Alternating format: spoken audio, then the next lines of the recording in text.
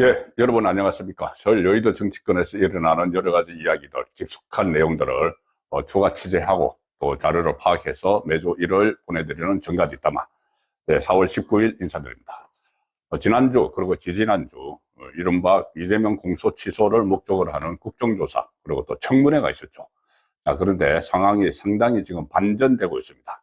이재명의 죄를 털어내기 위해서 국정조사를 도입을 했는데 처음에는 국민의힘이 반대하다가 참여는 했죠. 근데 참여해서 진행된 것이 상당히 잘한 선택이었다는 생각이 들 정도로 이 청문회가 진행되는 과정에서 이재명이 실제로 범죄 혐의가 있고 그 사건을 조작한 것이 아니라, 그래서 조작 기소를 한 것이 아니라 실제 범죄 혐의가 있음이 드러나고 있다는 이제 국민들이 판단을 하시기 때문에 그렇습니다. 그전에는 무슨 재판 과정이나 수사 과정을 국민들께서 소상히 알지 못하고 그냥 언론에 단편적으로 보도되는 내용만 있었는데 TV로 중계되는 과정에서 많이 보셨을 겁니다.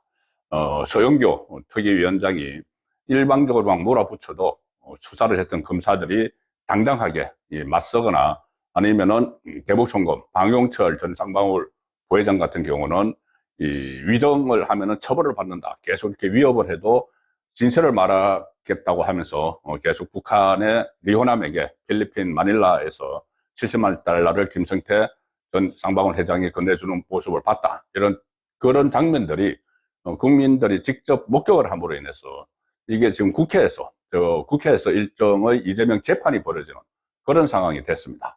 그리고 또 하나, 완전히 이재명 정권이 만든 틀이 무너지고 있는 게 하나 있습니다. 이게 어떻게 보면 핵심인데, 자, 이재명 정권 쪽에서 이 국정조사를 주도를 하면서 명칭을 이렇게 붙였습니다. 윤석열 정권 정치검찰 조작기소 의혹 사건 진상규명 국정조사. 자, 정치검찰, 윤석열 정권의 정치검찰, 그리고 그 정치검찰이 조작기소를 했다, 이것을 전제로 하고 이제 그 관련자들을 막 몰아붙여서 처벌을 하고 이재명의 공소를 취소해서 죄를 없애버리겠다는 것이죠. 그런데 이 제목에서 윤석열 정권 이렇게 했는데 지금 크게 보면 두 가지입니다. 지금 그 청문회를 하고 있는 것이, 하나는 대북송금 사건, 하나는 대장동 사건인데, 이 대북송금 대장동 사건의 수사가 윤석열 정권에서 시작된 것이 아니고 문재인 때 시작이 됐다는 것이 지금 확인이 되고 있습니다. 그동안도 그런 주장들은 많았지만 이번에 청문회를 하면서 이거는 제목 자체가 잘못됐다, 윤석열 정권 정치검찰이 아니고 문재인 때 시작을 했기 때문에 문재인 정권 정치검찰이 좌파안의 라이벌인 이재명을 제거하기 위해서 이 수사를 처음 시작한 것 아니냐, 이런 그 말들이 지금 나오고 있습니다. 자, 그때 이 이재명과 문재인 정부 때 사이가 굉장히 안 좋았죠. 가령 대북송금 사건을 보면은, 이 대북송금 사건은 어떻게 보면은 문재인이 이재명을 소외시켰기 때문에 일어난 사건입니다. 그때 남북 화해무도 평화무도가 일어나면서 문재인이 평양으로 갔죠. 평양으로 갔는데 광역자치단체장 중에서 두 사람만 데려갔습니다. 한 사람은 박원순 서울시장, 그리고 한 사람은 최문순 강원도지사입니다. 박원순 서울시장은 차기 대권 주자였죠. 그리고 이재명도 차기 대권 주자였죠. 그런데 이재명은 경기도지사인데 안 데려갔습니다. 최문순은 왜 데려갔느냐? 박원순은 전국시도협의회 회장이고 수도 서울의 시장이니까 데려갔고, 그 명분으로 데려갔고, 최문순 강원도지사는 북한하고 접경 지역이다, 이렇게 했습니다. 접경 지역이어서 북한으로 데려갔는데, 북한하고 접경 지역은 강원도보다 경기도가 훨씬 넓습니다. 그런데 경기도지사는 패싱 빼버린 거죠. 그러니까 이재명이 이게 박원순 손을 들어주는구나, 문재인 정권에서 자기 후계자로, 그 판단을 해서 그러면은 본인이 독자적으로 북한에 가야 되겠다고 생각을 해서 시작을 한 게 이재명의 방북이었죠. 그래서 스마트팜, 북한의 스마트팜 사업비 500만 달러도 지원하겠다, 그 과정에서 이재명의 방북 비용이 처음에 500만 달러를 북한에서 달라고 했는데 깎아가지고 300만 달러로 하고, 그걸 김성태 쌍방울 회장에게 부탁을 해서 김성태 회장이 돈을 대신 내준 이 사건이죠. 그러니까 이게 처음부터 대북송금 사건은 문재인이 이재명을 어떻게 보면은 제압하기 위해서 자기 기회를 주지 않기 위해서 박원순을 데려가고 이재명을 안 데려가는 바람에 이게 이재명의 대북 송금 사건이 지금 시작이 됐죠. 자, 그런 것들을 감안을 하면은, 이재명이 윤석열 그 정권 때 이렇게 사법 리스크가 생긴 것이 아니고 문재인 정부 때부터 생겼다. 그것이 지금 명확해지고 있습니다. 문재인의 이재명 제거 작업이었다. 그러면 이 제목을 고쳐야죠. 윤석열 정권 정치검찰 조작 기소 의혹 사건이 아니고 문재인 정권 정치검찰의 이 자판의 그 상대방 경쟁자 제거 작전, 제거 사건 뭐 이렇게 해야 되는 겁니다. 그게 더 정확한 표현이 되는 거죠.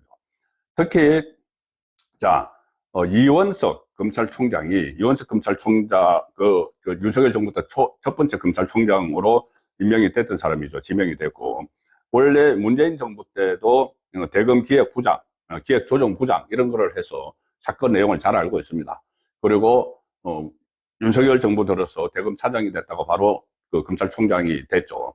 자, 그런데 이원석은 그 이후에 하라는 이재명 관련 수사는 하지 않고 이재명이나 문재인 수사는 하지 않고 김건희 여사 수사만 계속 지시를 하고 하는 바람에 윤석열 정부하고 척이 졌습니다. 척이 졌는데 그 이원석이 이번에 청문회에 출석을 해서 이런 이야기를 했습니다. 본인은 윤석열 정부가 윤석열 전 대통령이 지명을 했지만은 취임 후에 윤석열 전 대통령을 단 한 차례도 만나거나 문자를 하거나 통화한 적도 없다. 이렇게 이야기했습니다. 그리고 그 대신 이런 말을 했죠.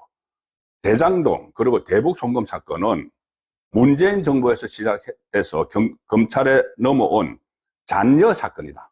잔여 사건이라는 표현을 썼습니다. 지금 죄를 털기 위해서 가장 핵심이 대장동하고 대북 송금 사건인데 이것을 가정을 잘 아는 문재인 정부에서 뭐 대검에서 기획조정부장 같은 것을 해서 가정을 잘 알고 윤석열 정부 초대 검찰총장을 했던 이원석이 그 두 개 사건은 문재인 정부에서 시작돼서 검찰에 넘어온 잔여 사건이다. 자, 문재인 정부가 이거를 사건 두 개를 수사를 시작을 했는데 임기가 다 돼서 마치 미처 끝나지 못하니까 이것을 이제 잔여 사건으로 남겨서 윤석열 정부를 넘어온 사건이라는 이야기입니다. 자, 그렇다면 결국 시작은 문재인 정권에서 한 것이죠. 그런데 이거를 가지고 최근에 뭐 내란몰이 특검의 사건을 대북 송금 사건 같은 거 넘겨가지고 뭐 윤석열 대통령 그 부부가 그 대북 송금 사건의 배후에 있다. 이래서 뭐 이것은 뭐 초대형 국정농단이다. 이렇게 갖다 붙이고 했는데 이것도 그러면은 성립이 안 되는 거죠. 처음에 문재인 때 시작을 했기 때문에. 문재인이 그럼 초대형 국정농단을 한 게 되는 것이죠. 문재인이 지시가 있었다고 하면은. 자, 이 상황에서 이제 그 두 가지를 나눠서 살펴보겠습니다. 먼저 대장동 수사. 대장동 수사와 관련해서 이번 청문회에서 정용환이라는 사람이 지금 서울고검 차장검사인데 정용환 차장검사가 그때 문재인 정부 때 대장동 1기 수사팀이 꾸려졌죠. 그때 수사팀이 1기 수사팀이 꾸려진 이유가 바로 이낙연 그때 대선 후보 경선 과정에서 이낙연 캠프에서 그 안에서 나온 겁니다. 그것부터 이낙연 캠프에서 대장동 이재명의 성남시장 시절 대장동 의혹을 제기를 해서 그때 1기 수사팀이 꾸려졌는데 그때 대장동 1기 수사팀 그러니까 문재인 때 1기 수사팀을 이끈 인물이 바로 누구냐? 김태훈입니다. 대전고검장인데 기억하시죠? 최근에 통일교 관련해서 합수본 본부장을 했는데 전재수 부산시장에 출마하는 전재수에게 면죄부를 준 수사 결과를 발표를 했죠. 공소시효 딱 맞춰가지고 면죄부를 주는 그 좌파 성향의 서울대 학생 운동권 출신이라는 그 김태훈이 문재인 때 1기 수사팀을 이끌었습니다. 그때 서울중앙지검 차장검사였는데 자 그런데 이 김태훈이 그때 1기 수사팀을 이끌면서 이미 이재명의 관련성을 다 수사를 했었다. 수사를 하고 이거를 이 보고서에 이 관련 팀에서 보고서에 다 남겼다. 이런 것이 그러니까 1기에서 지금까지는 1기에서는 이재명과 연관성을 수사하지 않았다고 주장을 했죠. 이번에 나왔던 정용환 그 1기팀 그 부장검사 이끈 사람은 김태훈이고 그 밑에서 부장검사로 수사를 실질적으로 지휘한 정용한 서울고검 차장검사, 지금은 차장검사고 그때는 이 대장동 1기팀의 부장검사였죠. 이 정용한이 이번 그 청문회에서 이렇게 이야기했습니다. 대장동 1기 수사팀에서는 이재명에 대해서 특별한 혐의점을 발견하지 못했다. 이렇게 이야기를 했습니다. 혐의점을 발견하지 못했다. 자, 그리고 그렇다면은 이재명에 대해서 수사를 하지 않았다는 그러니까 이재명에 대해서 어떤 뭐 혐의점이 없다는 그런 발표를 했죠. 그런데 실제로는 이재명에 대한 수사 필요성이 있다고 내부 문건이 나왔습니다. 1기팀에서 적은 내부 문건. 그렇다면 이재명을 향한 수사를 김태훈이 지휘를 한 거죠. 이재명에 대한 그것도 수사를. 그럴 때 이 김태훈은 문재인 정권 때 승승장구했는데, 자, 문재인의 눈밖에 난 이재명을 낚는데, 수사를 해서 낚는데 일종의 총대를 맸다고도 볼 수가 있습니다. 정용환은 1기 수사팀에서 이재명에 대해서 특별한 합의점 발견하지 못했다고 했는데, 이것이 이제 자기가 지금 말로 한 거고, 청문회 나서 말로 한 거고, 그 말에 따라서 민주당이 이거 봐라, 2기 수사팀, 윤석열 정부 때 만들어진 2기 수사팀에서 이재명을 낚기 시작한 것 아니냐. 1기 때는 그런 거 없었다. 이런 주장을 한 겁니다. 그런데 그게 아니고 지금 나오는 문건들을 확인을 하면은 이미 김태훈이 총지휘를 하고 정용환이 실질적인 실무선에서 지휘를 한 대장동 1기 팀에서 이재명을 겨냥을 했다는 것이 드러납니다. 정용환이 지금 위정을 한 것이죠.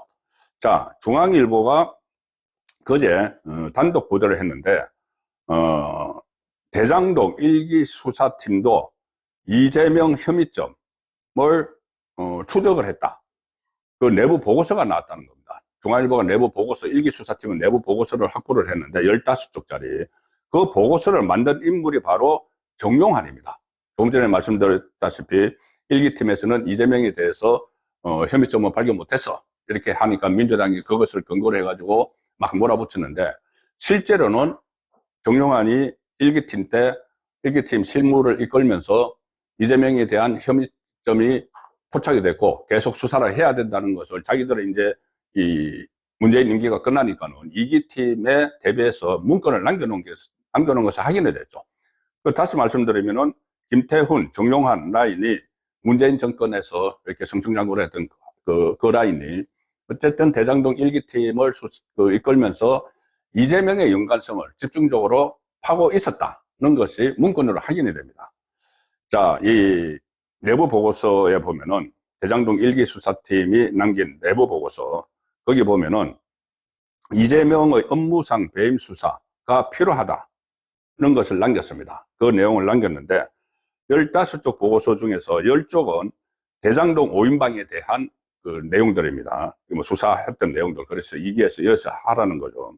김만배, 유동규, 남욱, 정영학, 정민용에 대한 10쪽짜리가 있고, 그 다음에 나머지 5쪽이 별도 목차로 해가지고 이재명 항목이 있습니다. 이재명 항목이 있습니다. 여기 보면은 이재명의 업무상 배임 혐의 수사가 필요하다고 하고 향후 계획 이 부분에서 이재명의 관여 여부 확인을 위해서 유동규, 김만배, 정진상 추가 조사가 필요하다. 분명히 이렇게 1기 팀이 마무리하면서 보고서를 적었습니다. 보고서를 적어서 이걸 누구에게 보고를 했느냐? 바로 송경호, 당시 새로 들어온 서울중앙지검장에게 보고를 했습니다. 자, 그런데 송경호는 그 보고를 받은 인물이죠. 이 송경호가 며칠 전에 청문회에 출석을 해서 1기 수사팀, 대장동 1기 수사팀의 내부 보고서를 이제 받았다는 것을 인정을 했습니다. 이런 이재명에 대한 수사가 필요하다는 보고를 받았다. 객관적인 이유 때문에 이재명에 대한 수사가 필요하다는 보고를 받았다. 자, 객관적인 이유라는 게 여러 가지 어떤 그 물증, 이런 거 진술, 이런 게 있기 때문에 이재명에 대한 수사가 필요하다는 것이죠. 다른 예를 들어서 남욱이 그때 수사 때, 그때는 아마 그때부터 이재명과의 연관성을 진술을 했겠죠. 그러고 하고 윤석열 정부 때도 계속 이재명 연관성을 진술을 하다가 지금 갑자기 바꿔버렸죠. 갑자기 이재명에게 유리한 쪽으로 남욱이 지금 바꿔가지고 항소도 포기해주고 돈방책에 앉히신 그런 남욱이 또 여기에 좀 언급이 되고 있는 겁니다. 대장동 5인방 속에 남욱이 들어가 있죠. 자, 그래서 송경호 서울중앙지검장조차도 객관적인 이유 때문에 수사가 필요하다는 보고를 받았다. 이재명에 대한 수사. 그래서 2기 수사가 1기의 수사 결과를 뒤집지 않았다.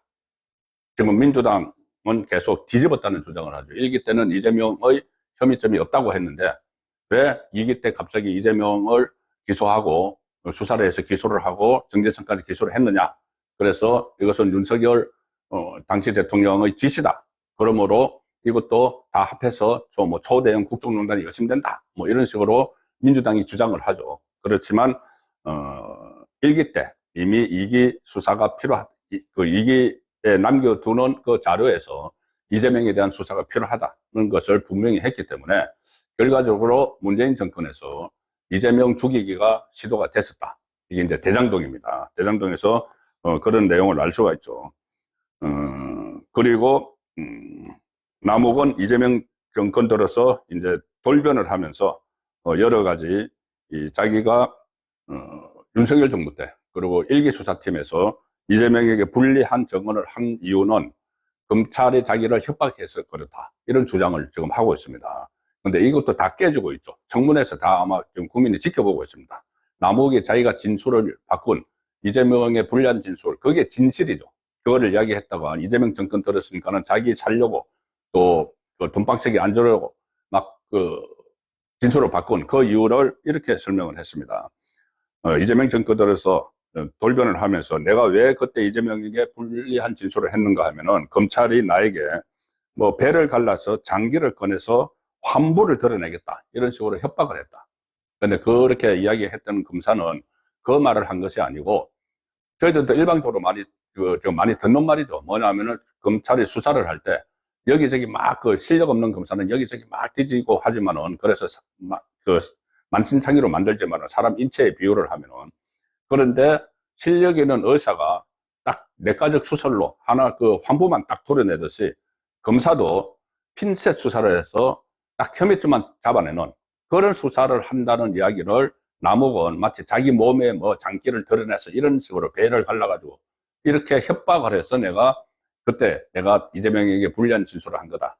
이렇게 지금 변명을 하고 있는 겁니다. 또 하나 자기가 그때 자기를 급박하기 위해서 검찰 구치감에서 2박 3일 동안 나를 감금을 했다. 이렇게 또 주장을 했죠. 그러니까 그때 관련된 그 검사가 바로 최근에 극단적 선택을 시도했던 이주용 검사입니다. 이주용 검사가 본인은 그게 아니고 불법적으로 한 게 아니고 그때 남욱을 검찰청으로 불러내는데 구치소에 있던 남욱을 검찰청으로 불렀는데 남욱이 응하지를 않으니까는 그래서 법원에 체포영장을 발부를 받아서 법원에 신청을 해서 발부를 받았다. 그래서 48시간 효력이 있는 것이죠. 그 영장을 그대로 집행한 거다. 그런 이제 그렇게 하겠다고 이제 요청을 해서 남욱에게 직접 요청을 해서 그렇게 구치감에 대기한 거다. 집중 수사를 해야 되기 때문에 다시 구치소 갔다가 왔다가 하는 것보다는 구치감이나 구치소나 똑같죠. 그래서 그렇게 어떻게 합법적으로 집중 수사를 하기 위해서 했는데 이거를 남욱이 마치 자기를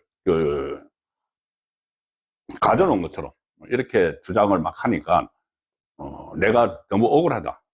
내가 죽어야지 내 말을 믿어주겠느냐 이렇게 하면서 극단적인 선택을 하는 그런 상황까지 있었습니다. 윤석열 전 대통령이 이재명을 엮기 위해서 조작 기소를 했다고 하면서 진술이 변한 남욱 같은 사람들을 막 불러내가지고 이렇게 검사들을 아주 몹쓸 사람 취급하는 이재명부터 그랬죠. 증거를 조작하는 검사, 검사들의 증거 조작은 무슨 살인, 납치 살인이나 강도보다 나쁜 짓이다. 이렇게 해서 막 하니까 그 부담을 이겨내지 못해서 극단적 선택까지 시도하는 그런 상황까지 지금 이재명 정권이 빚어내고 있습니다. 자, 대장동 사건도, 문재인 정권 때 수사가 시작됐다. 자, 이거는 그때 홍성욱 전 수원지검장이 최근에 입장문을 냈습니다. 이 대북송금 사건 수사를 마치 이 윤석열 정부에서 했다고 하는데, 이 대북송금 사건은 변호사비 대납 의혹에 대해서, 그러니까는 쌍방울이 이재명에 대한 변호사비 대납을 했다는 그 의혹에 대해서 고발 사건 수사 과정에서 그때 확보한 증거를 토대로 대북송금 의혹이 드러난 것이지, 무슨 뭐 위에서 뭐 압력이 있어서 조작하고 이런 게 아니다는 겁니다. 자, 그때 쌍방울이 이재명 변호사비 대납 사건이 있었죠. 쌍방울 그러니까 이재명 변호사들이 이재명에게 직접 변호사비를 받은 것이 아니고, 나중에 쌍방울 사회이사로 들어가서 거기서 변호사비, 사회이사 돈 받는 걸로 대신 변호사비하고 상쇄했다, 이런 말들이 나왔었죠. 근데 이 말이 처음에 변호사비 대납 사건을 고소 고발한 것이 다름 아닌 문재인 지지자들이었습니다. 문재인 지지자들이 만든 뭐 소규모 정당, 깨어있는 시민연대당 이런 게 있었죠. 깨시민 하는 거. 거기서 2021년 10월에 이재명을 대검에 고발을 했습니다. 문재인 지지자들이 이재명을 대검에 고발을 했죠. 2021년이면 문재인 때입니다. 그러니까 문재인 때 시작된 거죠, 이것도. 그 이태형 변호사, 지금은 청와대 민정비서관으로 가서 앉아있죠. 이재명의 변호사가 수임료로 현금 3억 원, 뭐 주식 20억 원어치를 받았다. 근데 쌍방울 이사로 선임을 해서 그거를 줬다. 이제 고발 사건이 그때 그렇게 고발이 된 겁니다. 그거를 수사를 하다가 보니까, 의혹 당사자인 변호사 사무실을 압수수색을 해보니까 쌍방울 관련한 금융계좌 추적 영장 사본을 발견을 했다. 그래서 그것을 토대로 해서 수사를 확대를 했고, 법인카드 사용 내역, 출입국 기록, 쌍방울 사람들, 그리고 환전 기록, 이 북한에 돈 보내기 위해서 달러로 막 환전을 하고 환치기 하고 막 그랬죠. 그 기록들을 확보를 했고, 2023년에 태국으로 도주했던 김성태 전 쌍방울 그룹 회장을 체포해서 압송을 했죠. 그리고 압송을 했을 때만 해도 김성태가 부인을 했습니다. 대북 송금을 자기가 해줬다는 거, 이재명을 위해서 해줬다는 거. 그런데 제가 조금 전에 말씀드린 대로 그 변호사비 대납 사건에서 시작을 해서 확인된 그 물증들을 전부 다 이제 김성태에게 보여주니까 김성태가 포기를 하고 다 자백을 했다는 거죠. 다 자백을, 이재명 대신 돈을 800만 달러를 보냈다는 걸 이제 자백을 해서 그렇게 사건이 전개가 된 것이지, 무슨 뭐 이것을 기획을 해가지고 윤석열 정부 때 한 게 아니다. 두 개 다 문재인 정부 때 시작됐다. 대북송금 대장도 전부 다. 그래서 결과적으로 지금 이제 이재명이 자기 죄를 털려고 윤석열 전 대통령도 끌어들여가지고, 뭐 제목조차도 윤석열 정권 정치검찰 조작기수 의혹 사건, 진상규명 국정조사 이렇게 했지만은 윤석열 전 대통령과는 관련이 없고, 오히려 문재인 때 이것을 시작을 했다는 것이 드러나고 있기 때문에, 이렇게 되면은 시작은 문재인이 했고 사건도 조작되지 않았다는 것이 확인이 되고 있죠. 그럼 결국 다음 주하고 다다음 주 또 청문회가 있는데, 지방선거 앞두고, 그때 이 대반전이 또 몇 차례 일어날 가능성이 상당히 높습니다. 그러면은 이재명 정권이 시도했던 이 조작 기소몰이, 이것은 실패로 돌아가고, 결국은 이재명에 대한, 그러면은 이 상황을 국민이 지켜봤으니까 진짜 재판을 열어야 되는 것 아니냐, 이런 여론이 확산될 수가 있습니다. 그렇게 여론이 확산되면은 지방선거에서도 상당히 긍정적인 영향을 미치겠죠.